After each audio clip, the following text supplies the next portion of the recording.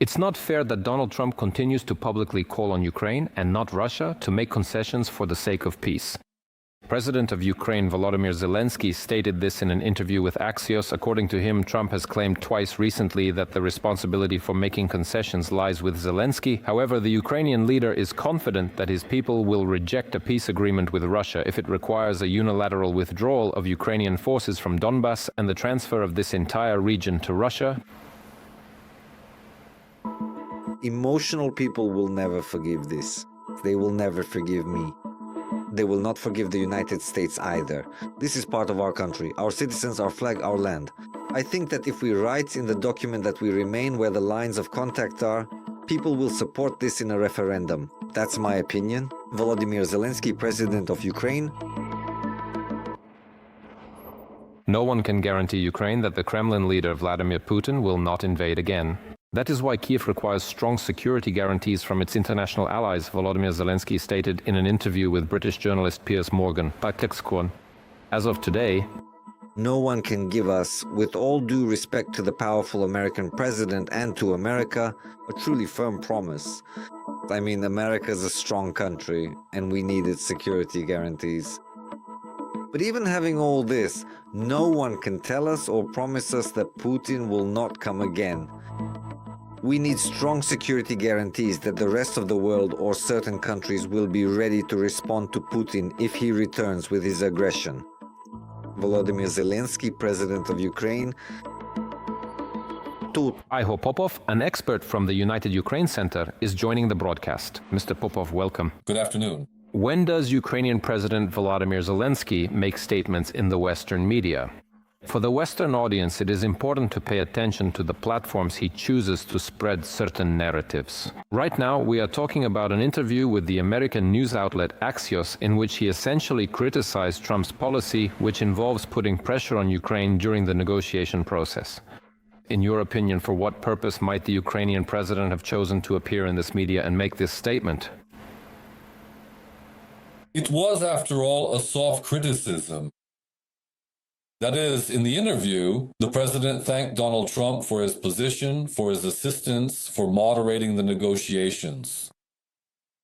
But at the same time, he made suggestions that indeed pressure should be increased on the aggressor state that started this war.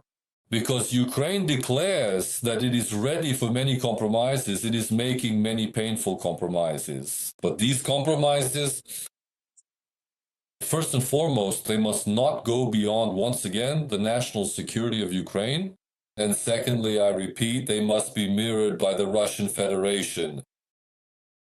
How do you personally interpret this public rhetoric from Donald Trump aimed at increasing pressure specifically on the Ukrainian side in the negotiations? What interests might he be pursuing when he makes such statements? Trump's style is like a pendulum. That is, sometimes he applies pressure, then he backs off. Sometimes he sets deadlines, then he moves them, or cancels them altogether.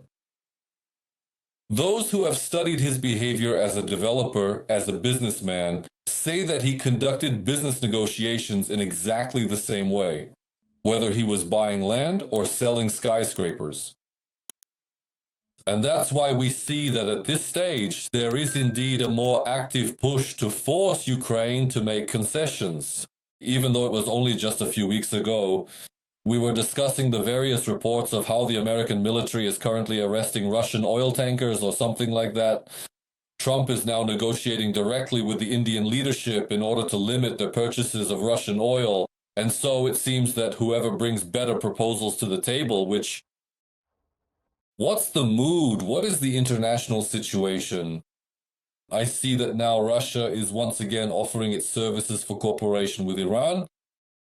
On the eve of a possible war between the US and Iran, Russia may take enriched uranium produced in Iran and guarantee that this uranium will not be used to create nuclear weapons.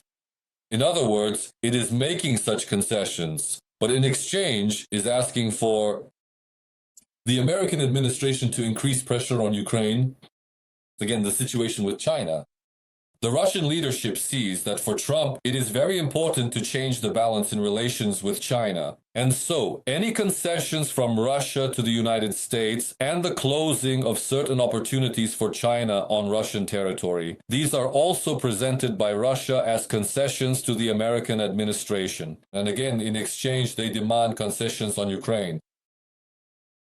Russian diplomacy, in particular the Minister of Foreign Affairs of the Russian Federation, Lavrov often refers to a concept he himself invented called the spirit of Anchorage. Recalling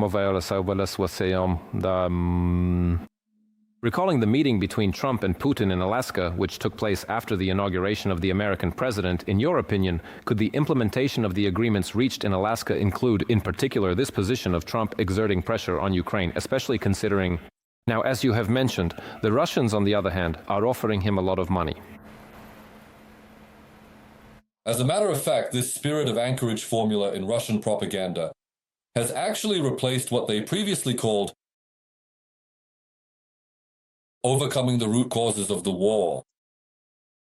Those were also vague formulations. The Russian side does not clarify what exactly was meant by this spirit of Anchorage.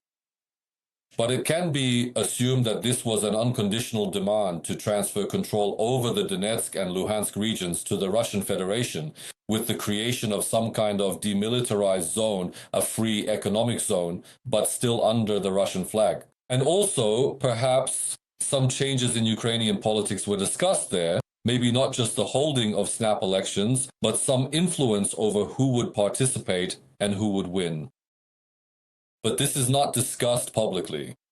And so, on the one hand, it is somewhat unpleasant for us to hear that something very specific was agreed upon in Anchorage. On the other hand, since nothing is being specified, it means there is a certain leeway in these negotiations. In other words, Russia will be able to present many different options as if this was exactly the spirit of Anchorage. And that is why Ukrainian diplomacy continues to fight for every point of the potential peace settlement. Ihor Popovic from the United Ukraine Center was with us.